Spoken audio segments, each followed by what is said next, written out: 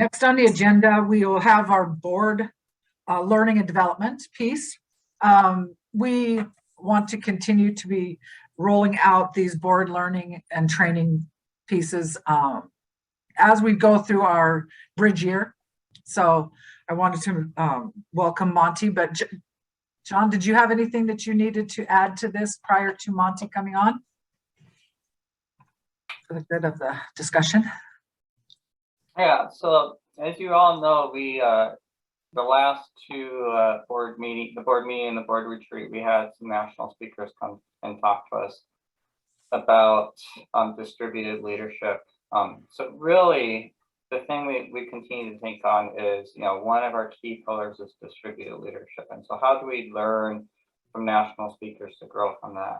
And then really, how do we start looking at our internal framework and how we're structured as a board and how we're structured as a community to really start looking at how we apply some of those learnings that we've been learning over the last couple of months to ourselves and to our community as a whole in regards to distributed leadership and distributed governance. And so today we're kind of moving into that realm a little bit to talk a little bit more, not necessarily just about the national speakers, but also about us as an organization. And so I'm going to turn it over to Monty to get us kicked off. Hey, well, hello everyone. I'm Monty Roulier with Community Initiatives, and know we've had a chance to share space a couple times with my Elizabeth Hardig, my colleague. John, I wasn't sure if we wanted to use any of those other slides, making sure I was following. Yeah, I can share them on my screen. How about that? Great. And so I think there was kind of building on your context, John, I don't know if you wanted to, you and Carolina talked a little bit more about that, and I'm happy to jump on as you talk about board sins and then the thriving. That sounds good. You mean just the recap of the meeting? Sorry. Let's see here. I thought there were, apologies if I'm confused. I thought there were a few slides that you were doing before we jumped into thriving together around kind of the board journey. Oh yeah. So just a few quick things. You guys can see the slides on the screen, correct? I'll just take that as a yes. So like I said, for the last two board meetings, we've had really national speakers and come and speak. So you can see, reflections. We had our speakers from Archie come and join us, the Central Oregon Health Council, Common Ground Health, and Trenton Health Team. And again, I would call out that we all remember Wade from Common Ground coming, and he was a very inspirational speaker, especially in the work that they're doing under Common Ground. And Caroline, we can see your notes up, just as an FYI. Thank you, appreciate that. So you should be seeing reflections, a reflection screen. Yep. Okay, thank you. There we go. So just a few kind of key reflections that came to my mind in these speakers, and Caroline, maybe you can jump in as well and share some of the key reflections you saw. But a lot of what they were talking about was, a few things: gathering a authentic community voice. And that's really, I listened back to the December meeting, which is sometimes hard to remember. And I remember the comment came up to talk about active versus passive engagement. So when we're really looking at community voice and engaging our community as a whole, how are we really gathering that? And are we really being active in that voice, where the community members feel like they're really contributing to that work, or are we being passive? I think in my mind, a key example that I could think in regards to our governance is that we've always had a consumer seat on the board, but we've never really seen that seat come to fruition or really bring that full what we could do with consumer input to our organization. So to me, in ways, that is kind of a passive way of checking the box to get the work done, whereas we need to dig a little bit deeper to see how we can continue to provide an active voice to it. So with good intentions, but again, we just learn from it and adjust.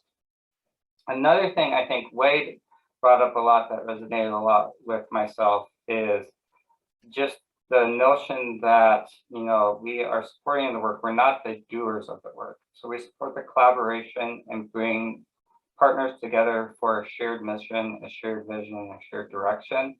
But then we're really relying on the community to go out and do the great work that we're helping support and helping align the mission around. And so, you know, a lot of times when we've looked at the Medicaid transformation project, sometimes we've crossed that line a lot between the convener and the doer. And so as we're focusing on our future state, really looking at how we can stay in our lane as really the catalyst for this work is always the direct doer of the work, and only be in that position if, you know, need arises in it as a last resort.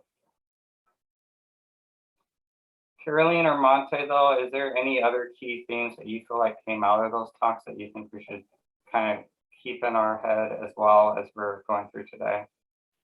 I think something from January, you know, we all went out into breakouts, and it sounds like a theme for everyone was just this recognition that we would really have to focus on relationship building in a way that we didn't do under the Medicaid transformation. I mean, we built relationships, but I think we're going to have to take it to a whole other level.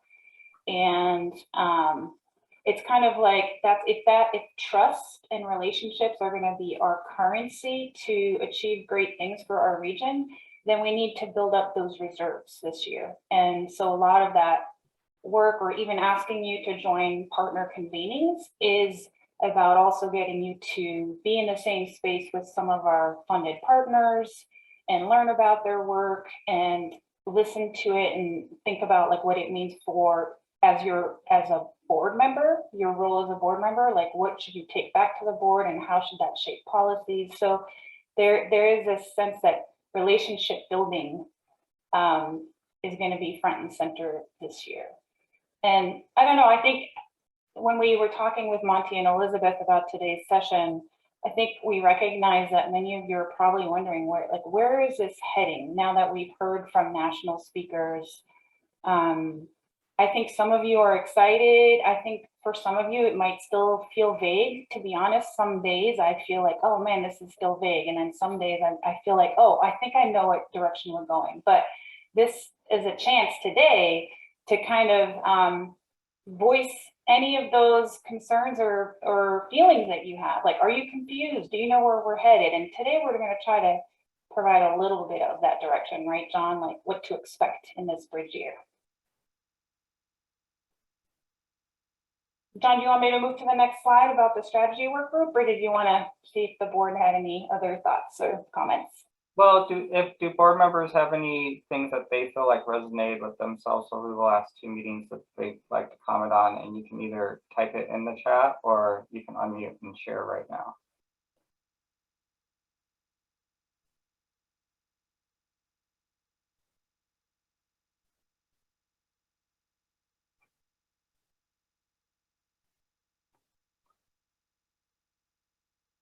Well, I'll encourage you guys as we're going through today, if there's things that resonate, please feel free to keep dumping them in the chat throughout this conversation or this presentation.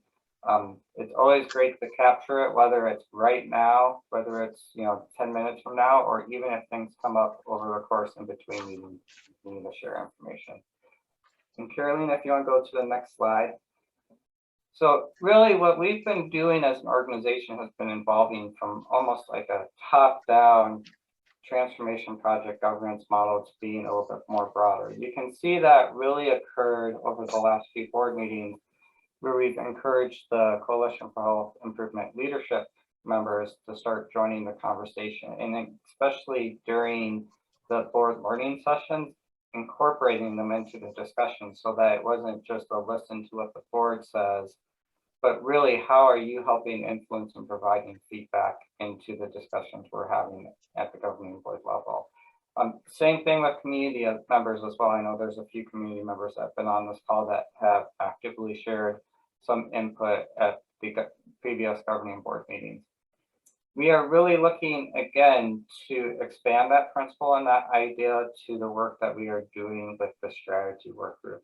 And I know Molly shared a little bit of this at one of our previous meetings, but our strategy work group is really expanding to be an board-only work group to really include the Coalition for Health Improvement leaders, as well as some of our community member leaders as well. And so we are actually in the process right now of recruiting new members, both a few at board level and as well as in the community level to bring them into the work group.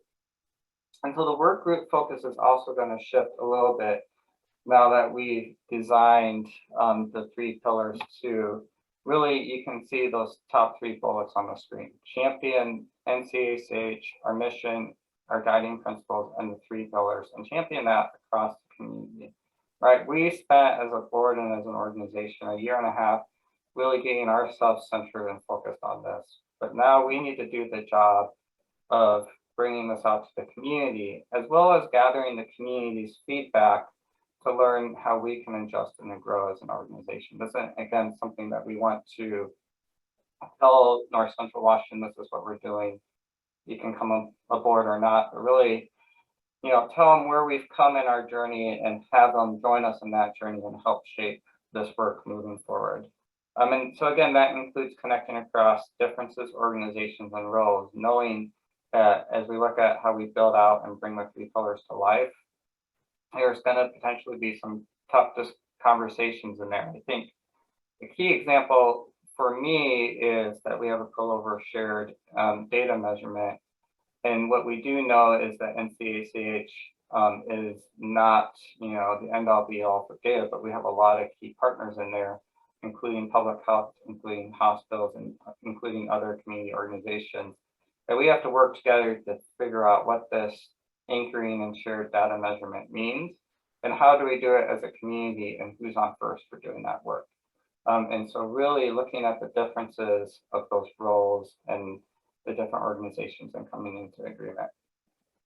And then really center the community needs through new ways of learning and working together. So what we are promoting may sound simple, but in a lot of ways, it can be pretty radical. And so we need to bring the community along in understanding what that work does and growing it. So really, our ultimate goal is by the end of the year, we develop an accessible, sustainable, community tested version of our 3 pillars. So we're not expecting to have a plan and a distributed model in April or in June, but really at the end of the year, we'd like to see really something that's more plan oriented or based, that we can really say, this is what we're going to do driving forward into the future. If you go to the next slide, this gives you a little bit of a version of how to do it. And a lot of the ways that I'll say I myself have been looking at this, and I think has been discussed in the strategy work group. It's almost like a 3-step approach, right? First, we really need to focus on building for an inclusive process of distributed leadership. We can't develop a portfolio until we have the players together in a process that makes shared decision making. And in a way, we can't really anchor ourselves in shared measurement until we have those individuals and those players at the table as well. And so, again, it's really championing those priorities, bringing the people together, and understanding how we make shared decisions and how we focus the work together in distributed fashion as a community. And then we focus on how we do that by anchoring in shared measurement. So again, working with our key partners that we bring to the table to figure out how we measure our work, how we measure our priorities and identify those gaps. And this includes both qualitative and quantitative data, which I'll be the first to say, I always get those 2 mixed up. So I'm not saying, again, I am a data expert, but really how we gather both, that hard data, the anecdotal data, and the stories about how the work is being achieved. And that really needs to be done through multiple partners. Not one of us can own that. And then really bringing the data and the distributed decision-making process together to advance and develop a regional community tested portfolio that we can utilize to drive change in our region. And again, this is really getting to that step is something that we're looking at doing over the course of the year versus something that we are saying that we're going to be achieving in the next month or two. I think Monte had one of the initial slides when we had all the different speakers up there, right, to move at the speed of trust. And so what we can do is again, have it moving really quickly. And so for us as an organization, we have to remember that sometimes we just need to slow down. It's more important to do it right than to do it quickly, and we have time to do this work. And if you can move on to the next slide, and Shirley, I believe this is yours. Yeah, so in this bridge year, you all have seen these goals and objectives. And, you know, staff, we took the new mission statement that you all adopted in October 2020, and we looked at ways to leverage and build on the Medicaid transformation work. And we arrived at these objectives. So throughout the year, we're going to make day-to-day decisions and take actions to meet these objectives. And those are like the really practical implications of the work that we're gonna test ideas this year. And actually, one of the things that's really cool is because we're seeing the writing on the wall with distributed leadership, we're already testing ways to work with our community partners and create kind of processes that invite people into identifying solutions. So let me give you a concrete example of that. The behavioral health work group that Wendy is convening is a perfect example of like a participatory process where she's invited anyone and everyone who cares about the behavioral health system in Central Washington. And they're coming together to make sense of the gaps and to figure out how to prioritize solutions. So it's really community driven, and I'm so excited to hear how that process goes. Wendy's worked really hard on building like a space where people are going to be able to shape the decisions, shape the priorities, shape the investments, which is really great. And I think to a certain extent we did that with work groups in the past, but not like this. So how we do things is already starting to shift in this bridge year this year.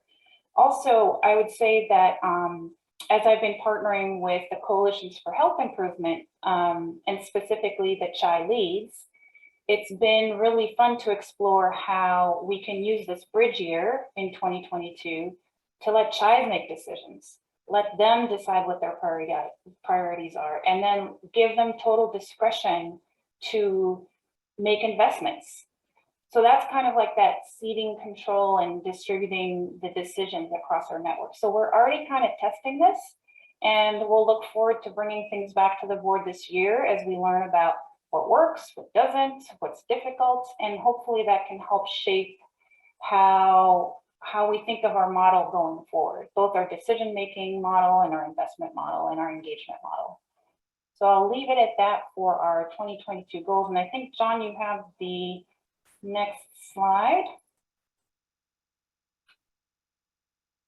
Yeah, and so as we're really building out that future state and we are getting our 2022 goals under speed and going as well, one of the things, again, and I think Ken referenced this a little bit as well, is looking at our governing board and how we govern as an organization as well.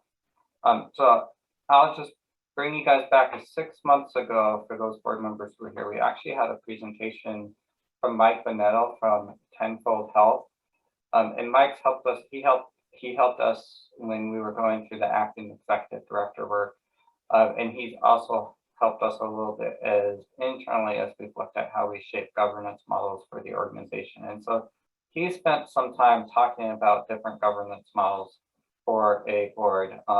One that's operationally focused to all the way other level to one that was focused on really policy governance as a whole. And so really, as we've been shifting and we've been building out our 3 pillars, we've, without really knowing it, been having a lot of shifting and changes in how we operate as a governing board as well. And so really in the early days of the Medicaid transformation project, we were a pretty operational board. The board was the only individuals doing this work at the start of the ACH. And so you were both the board and somewhat the staff. I think Kathy turned out, nope, Kathy has her camera on here. I think Kathy was actually supporting at a staff level at one point in the early days, if I'm correct, right, Kathy? You're shaking. Yes, that is correct. Yeah, you may have been our first ACH type staff person before Linda and I, if I was to be honest. I can't take that credit. And so the board really started there, and then as we've gotten our feet under ourselves, we've slowly shifted to a policy board without really, defining ourselves as a policy board. And to be honest, we're not really a strict policy board as well. We're somewhere between operations and policy in the way we function. And then as we've been exploring distributed leadership and distributed decision-making and governance, that also is influencing, how we look as a board and look really the tried true roles and the function of it. So again, we're really moving away from a board that's been focused on operations to a board that's really focused on providing leadership and guidance to our community on our mission, on our 3 pillars, and how we as a community are going to live and achieve that together. Because again, we're also moving away from NCACH, being seen as the group that's doing the work, to us as a community coming together for a regional portfolio. And our role is just to help steward that process. So the board as well is shifting in that notion. And even Ken earlier, when we were having nominating committee conversations, recognize that as well as, more community members are interested in joining our boards. We have to look at how we continue to engage community members and get broader input in the work that we're doing. And also, even for those who are interested, there are multiple ways to engage in this work and contribute to the decision-making process. That doesn't always mean they have to have a seat on the board. And being a steward sometimes means that some of the key decisions that people may be interested in may not occur at the board level anymore at this point. So there are other ways we'll want to include them in the work. So that's a conversation and things as we're building out, really making the pillars actionable that this year. One thing we'll probably also want to be sure when we land at the end of this year is what kind of governance are we functioning under, and how does that influence the makeup of the board, and how decisions and how work is getting done at the board. And we'll see that evolve over the course of the year. Again, I'll say that's not something we're deciding next month, but something that we'll take the time to have thoughtful conversation on. And then we'll move to the next slide. And I think Caroline. Yeah. The perfect segue, John. Because if you're wondering what to expect during this bridge year, here's some things that we thought we would share. So by the July retreat, we're really hoping to spend the next 4 months really deepening partner relationships, having you join the partner convenings, expanding understanding of regional context, again, through partner convenings and also board learning that we're going to bring back at future meetings. And then having some initial ideas for end statements. And Monty is going to help us in a little bit understand what we mean by these end statements. So what we have time through July to kind of make sense of what those might look like. But by the end of this year, as John alluded, we would have a clearer sense of not just the end statements, but also the board's role. So we've been talking about maybe a difference between being stewards and what the board, how the board was functioning before. Well, by the end of this year, instead of you sitting here thinking like, that's vague, that's confusing, I'm not sure I really get it. By the end of this year, hopefully all of you get like, I now understand what it means to be a steward, and I understand what that means in terms of the shift in how our board operates. And then along with that, we would also have a plan for recruiting additional board members. So there's nothing that's getting like turned upside down. It's not like the game board is getting flipped up this year. We're just taking the time to think about it and be deliberate and understand what this shift means, and then planning for that going into 2023. Monty, I think you have a little bit more context about what these end statements might look like. Can you help us make sense of that? You bet. Well, I'll do my best. So it sounds like some of you were there for the tenfold health conversation.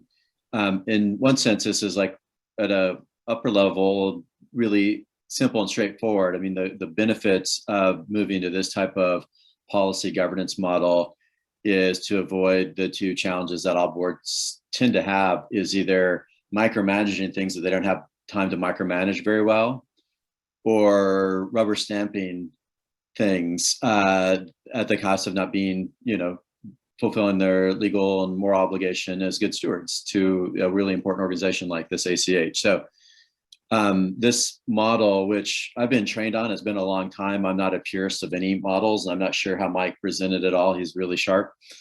But I think that the thing I really like about this model is that it helps boards to fulfill its responsibility, its fiduciary and other responsibilities for keeping the organization solvent and doing what it's been contracted to do without spending all this time doing that. So it has some really specific mechanisms for doing that, and they're more on the executive limitations policies.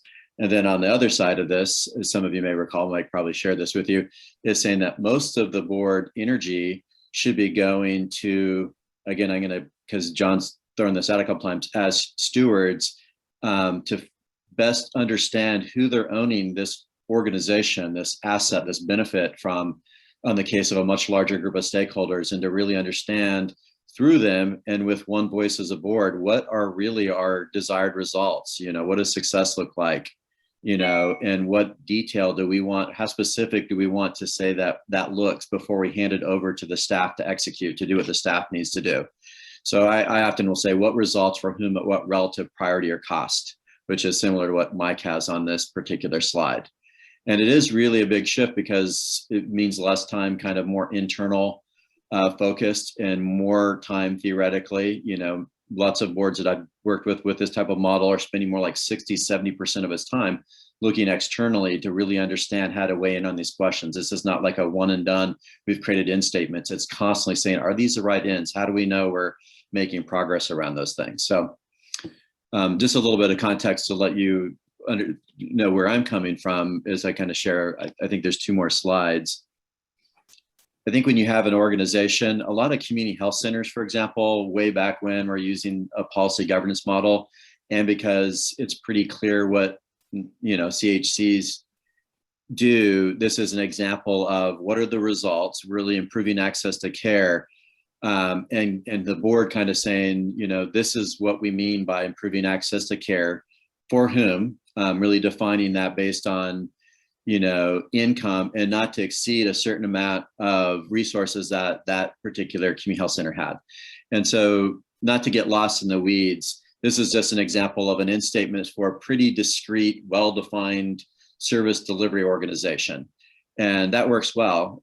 And as you all know, because you've been creating this all along, or moving to this transition, as Caroline suggests already with the pillars, already paving the way for some of the things that John described, as a distributed network with a much broader set of aspirations and outcomes. There's going to be different types of end statements. It's both an interesting new opportunity. And so this next slide, I just put a version. We're doing work with the North Sound ACH. And again, don't worry about getting lost in the words, but it's just an example of, like you all, they no longer have just the Medicaid transformation, what CMS says they need to be doing, that they've been contracted out to do and need to fulfill that obligation. They are now moving out of paint by numbers into what is that canvas, just like you all are, around what do we say we really stand for, and how are we going to best utilize our resources that we have now, and hopefully grow more resources beyond just those that are coming through the state and the CMS through this waiver year. So in their case, this is just an example of their purpose, but this first ends that this is just kind of a sample. They're really tasked, Liz and her team was saying, we want to make sure we're meeting the urgent needs and reducing barriers to well-being for individuals who are struggling the most. I won't read all those words, to really dismantle some of these systems and the barriers. This is the language that their group feels comfortable.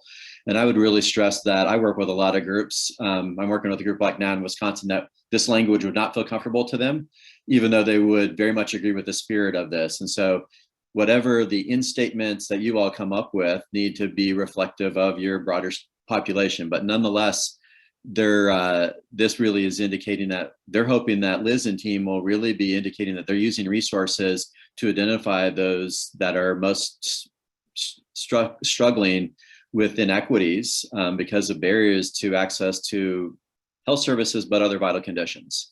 And then they have another in statement that is really around how they want to prioritize doing that within a distributed network, and not just any network. They go on to define that a network that has a common narrative, a common vision, a common framework for how they work together. And so they're expecting that whatever Liz comes back with over the next couple of years, that will be reflected, that she's going to show evidence that that network is starting to use common language, common networks, common narrative by which they're kind of thinking about equity and well-being, and that there is increasingly regional investments that are well coordinated. So it will be incumbent upon Liz to say, yeah, here's regional investments, and look at this coordination between some of the local foundations as well as some of the other state resources, or maybe even some rescue to renewal resources through ARPA that are better coordinated because we exist.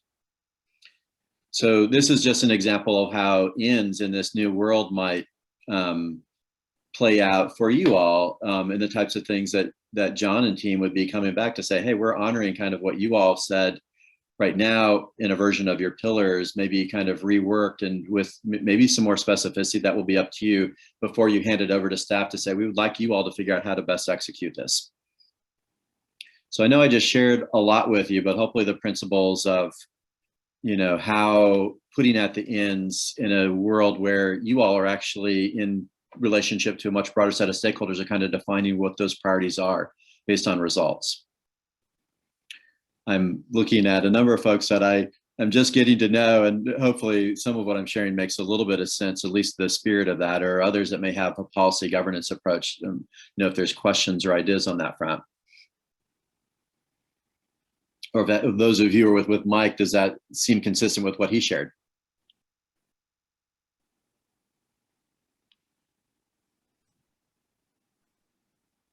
One of the things that I think about going into this bridge year is the projects and things that we've done in the past as NCACH. I wondered who the players were. I wondered how did they come up with this project and all of that work that went into it. And now I think that this going forward is going to bring that all to the forefront and be transparent, and we will all be able to see the players and the movers and shakers that are going to be moving the needle in healthcare. And so that's what I wanted to just point out that I was interested and excited about that piece.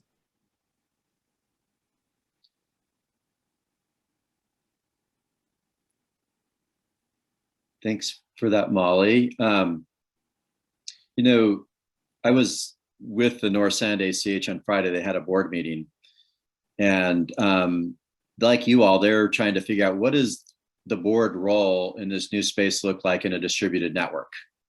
What is it that is uniquely the board's, and when the board member shows up in some other partner convenings or work groups, without just their board hat on, how do we meld those kind of different ways that we're working and learning together, much in the way that you all are starting to kind of expand the strategy work group from not just being a board function or an important appendage of the board, but something that is connective tissue across different stakeholder groups. And so I don't know if this is helpful, but I find it really interesting. So they have a resilience fund that's been built up over this last period, where they have the discretion around how to use that with the North Sound ACH. And John, I know you've talked with Liz a little bit about this.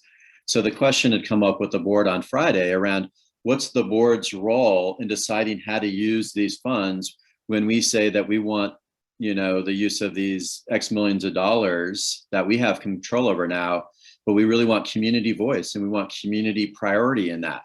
And yet the board has really financial responsibility. So this type of model of a governance model and kind of a distributed leadership model, they decided that their role as a board was to really make sure that they were maximizing the return on investment, that they were being good stewards of that they were making sure they weren't violating any of the restrictions that had been placed on it from the funder.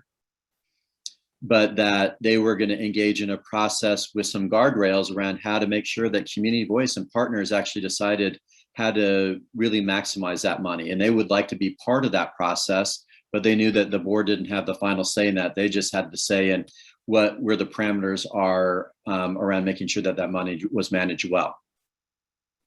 So I think that those types of scenarios, it might be ones that you all will continue to both wrestle with. And they felt really good about the decision that they made and are really excited about more people having influence on how those resources are going in their particular region.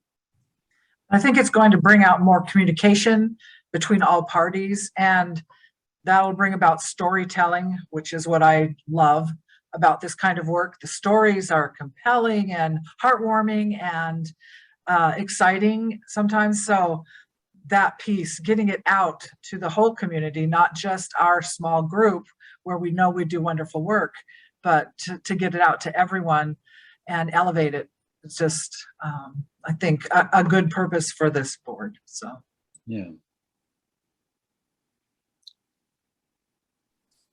So, John and Caroline, again, I'm watching the chat. I don't know if we're still wanted to move into thinking about thriving or a little bit of some content. Sure, do you want me to start sharing those slides? Yeah. You know, can I ask quickly? I'm going to pick on those who were in the governance committee. It seems a long time ago, but I know it's not. And I see Ramona has a little smirk on her face. I know that we're all generally used to end statements that are more operational focused, especially when you're a service delivery provider. How did some of the ones you see on the screen, how did they resonate with you guys?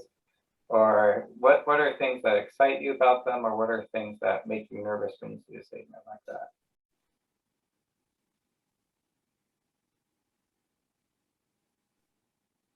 Yeah, this is Mike. I think, those end statements are helpful to really show where the agreements are as far as how we're going to collaborate, and having that kind of clarity about what the outcome is, is I think really key, because, we're now in this, we've shifted a lot of medicine to outcome assessment as opposed to just doing procedures or doing, delivering care, but actually looking at outcomes, and that's part of the value equation. So as we look at high value care, we really want to know what our targets are.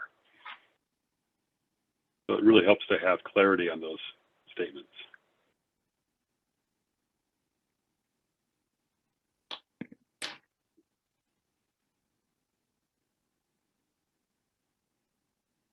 Other thoughts or comments?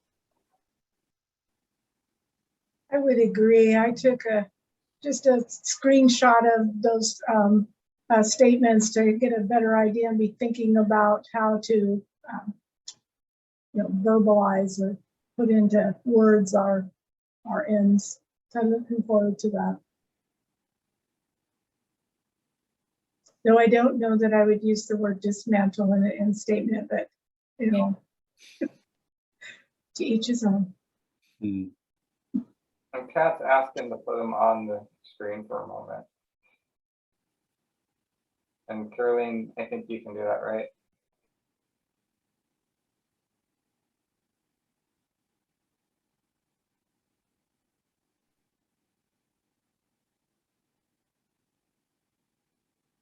And I may note, Kat, while you're looking at that, I had a chance to present to the Our Valley Our Future Board on Friday about what we're doing as an ACH.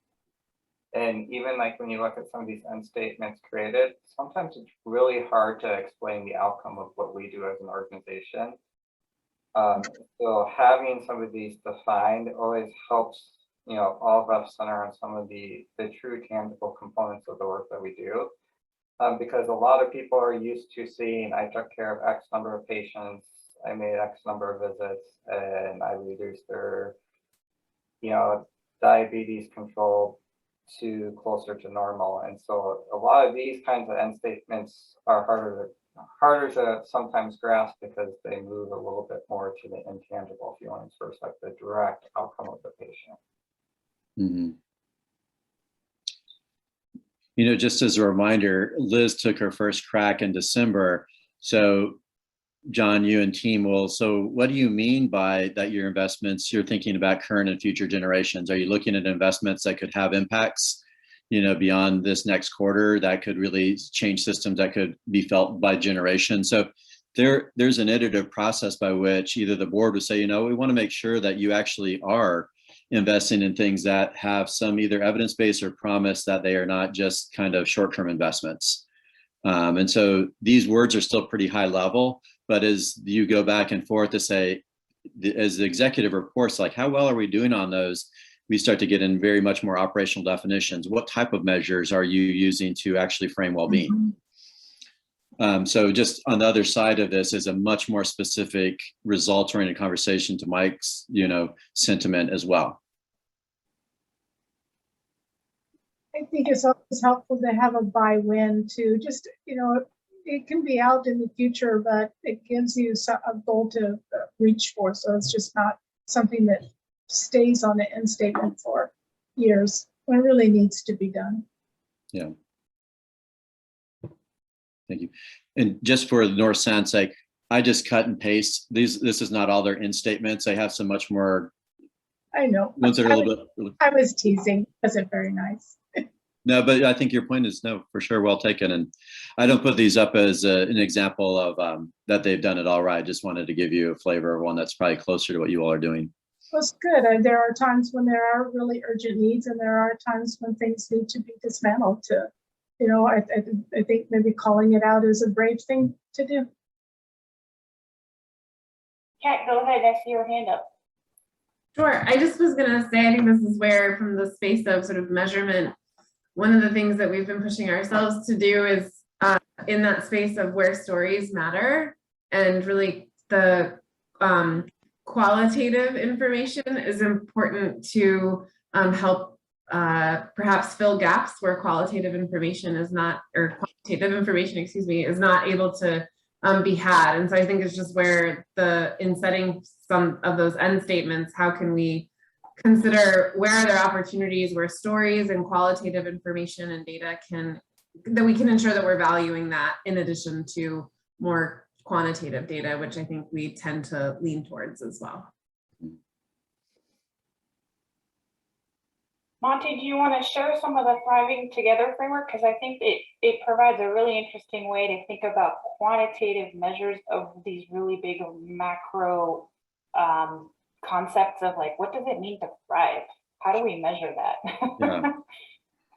Sure, I'm happy to jump in. And you can notice that North Sound, like a lot of other groups, are looking at thriving not just as a intuitive, positive way of thinking about their aims, but it's really measurable. I don't think this slide deck goes into deep measurement, but I can allude to that, and this maybe just give you a flavor around some of the Thriving Together work. And I can again offer this up as if there's deeper interests of kind of thinking about how it might adopt this. So Thriving Together, as some of you may know, yeah, thank you. That's good. You can start there. A few of us got phone calls actually from the federal government in the early stages of COVID to ask us to think about how we could engage kind of leading non-governmental organizations and community-based organizations around the country to see how they might be seen and responding to the compounding crisis that we're facing our communities in our country. That later we started to call that the springboard. And I'll share a little more of that. And on a parallel track, there's been the federal government, the federal plan that for long-term recovery and resilience. Sorry, Monty, I'm pressing the wrong buttons. That's okay. Wait, That's and okay. tell me which That's slide fine. I should be on That's and good. then say next slide. That's good. Otherwise... Okay, perfect.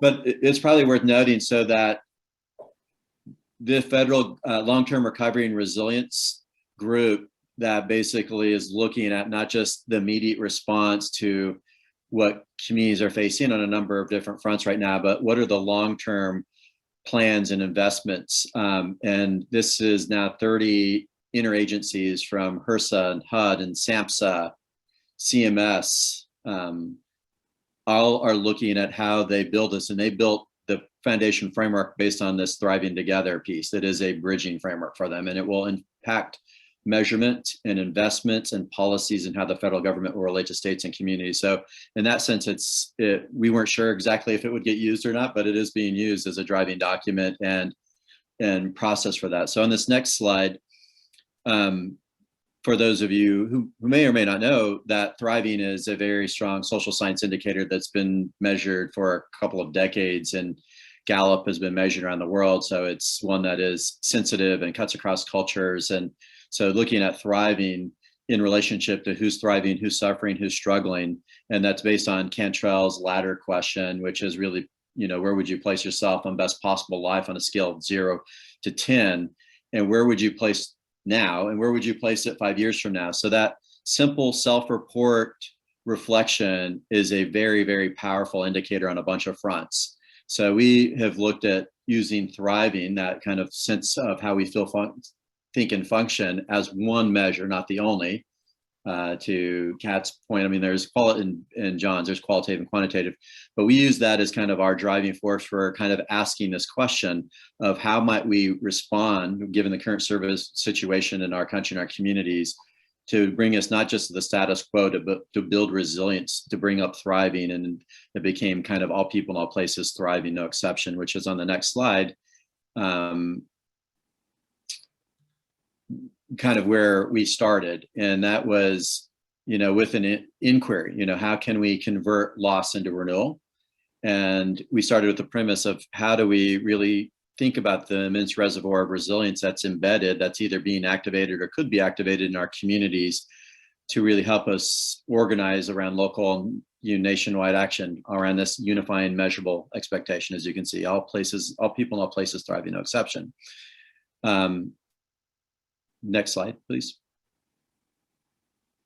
And this is, I'd forgotten this slide was in there, but this is just kind of a little bit of a tip off to measurement for later on. So well-being, you can be seen, and it can also be measured by those personal, and that's like the Cantrell's ladders. There's some other measures that we use, a number of open source well-being surveys. And well-being, as many of you know, is a construct that's growing in popularity. It's, I think our team for the last 20 years, always, if we talk about health, we always say health and well-being, because no matter what, health is almost always narrowly defined in our own minds, even though the World Health Organization for 30 years has talked about this broad notion of health. Well-being tends to kind of broaden that out. And so well-being really looks at our mental, physical, social, spiritual, financial well-being, all the dimensions. And as you all are talking about whole people, whole care, whole community well-being, it could be a really nice way of thinking about that, not just in languaging and stories, but also in the ways that we're measuring well-being. And so the other way, I'll just quickly, sorry about that.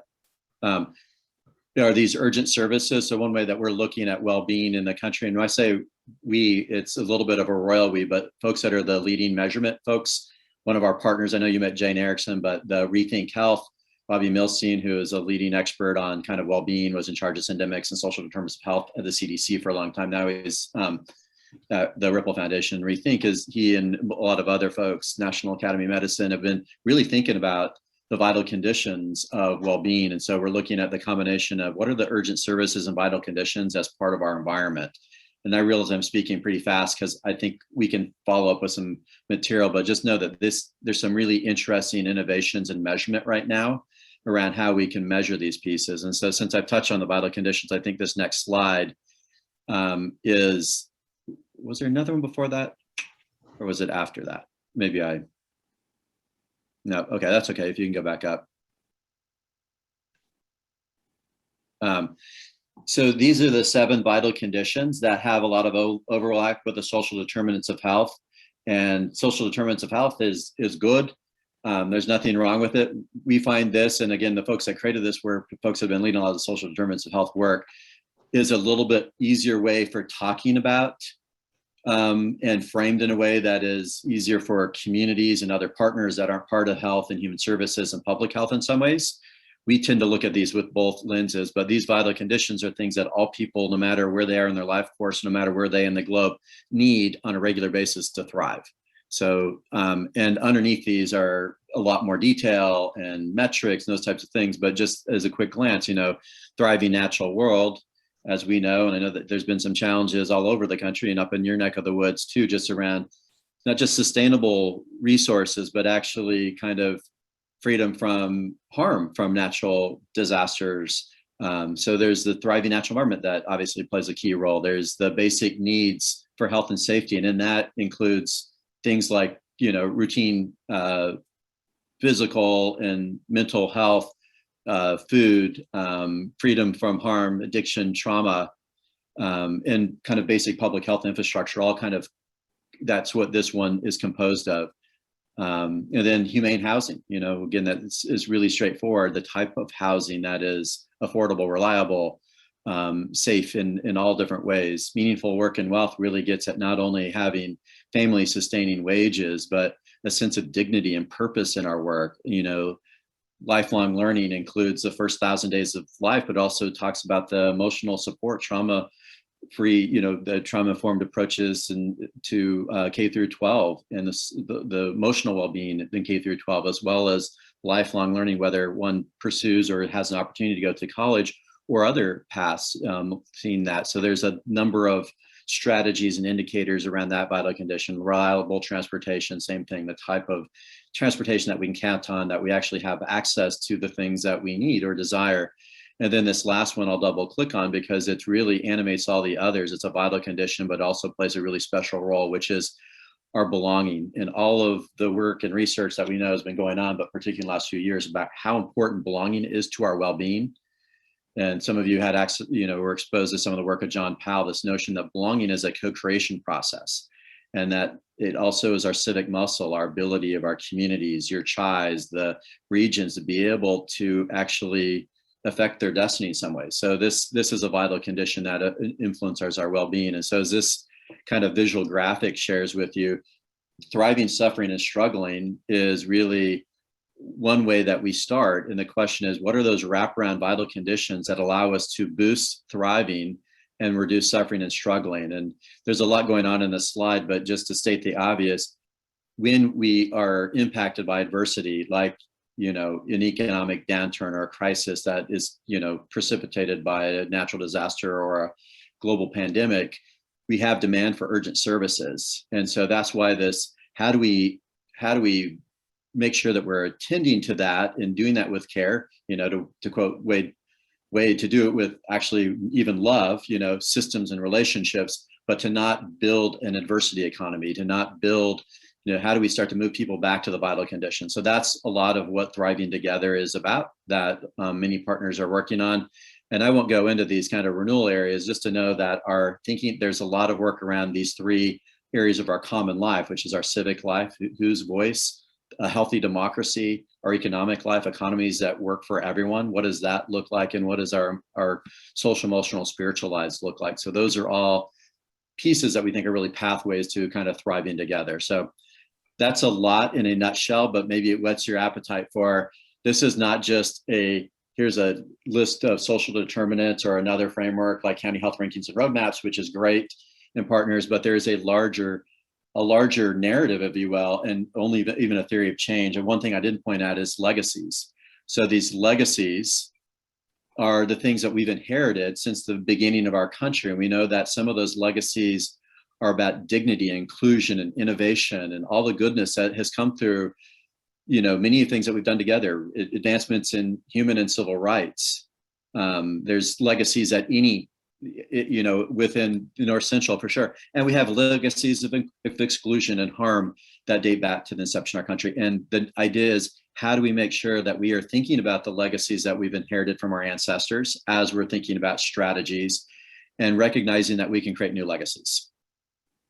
And Monty, we're at time. I know there were a few more slides, but I think, like you said, we're going to come back to this model, and it's something we're going to share with our partners as well at the partner convening. So you'll hear more about it. And I don't know if there's any last minute stuff, Monty or John, that you want to kind of wrap this session up with before we head into the telehealth fund. Yeah. I can see comments that people like this framework, it resonates. And for me, I think one board member, it might have been Jesus, that a prior board member mentioned that it would be helpful to have a framework to come around. Like the pillars are one thing. The pillars kind of talk about how we're going to work together to figure out priorities and make investments. But how do we, what's the thing that we can have, the shared language we can have in a framework where we all can make sense of things? Like, what does health and well-being mean? Where do we want to prioritize? So this is one potential framework to use, and there'll be more to come, right? Yeah, and I'll thank you. I apologize for not totally paying attention to time and where the hard stops is. So I think that's right. We can pick this up. And the nice thing about the Thriving Together is the federal government is a lot of their work. I was going to say the Social Impact Exchange, a lot of social impact investors, including large foundations, see this as not the only framework, but they see it as a bridging framework. And we have some leading metrics around this that we can kind of share, and they can live side by side with more traditional social determinant metrics or with disease burden metrics. And so we can kind of show you that. The nice thing is that there is a stewardship piece around this that I think is very, what are the practices of stewardship in a distributed leadership network that you all could figure out how to make your own as you're moving into this space. So I would be delighted if there's parts of this that you find useful, and happy to share more. But grateful for a little bit of time with you all today. And congratulations on kind of starting this new year and all the work that you've done to date to get it here. And I see, Ramona, you put in the chat that this resonates with you. And I think for a lot of people, when you look at these vital conditions, especially those who have been trying to do improvement work in clinical settings, these are a lot of the things that are really the crux of what's keeping individuals from being healthy and really thriving. So again, these are the things we need to come together as a community to help drive. Certainly, like you say, is a framework of how we start moving that direction and how we start adding some focus. And we may tweak it a little bit here and there, but it gives us a sense of how to start engaging those discussions. I promise will be the last thing I say, but I just wanted to point out that the Institute for Healthcare Improvement, that many of you know, are partners on this vital condition. They contribute to this, the Wellbeing Trust, a lot of the leaders in mental and behavioral health, and they are adapting this into their pieces, and I'll send some of that. That might kind of, as you're making the Medicaid transformation. And then, Molly, I think we can wrap it up there. Send it over to you to move on to the next one. Yes, and I do. And I just want to say that I love the word thriving and that piece. It just so much better than social determinants of health. It's so much more. So I'm excited about the next trainings.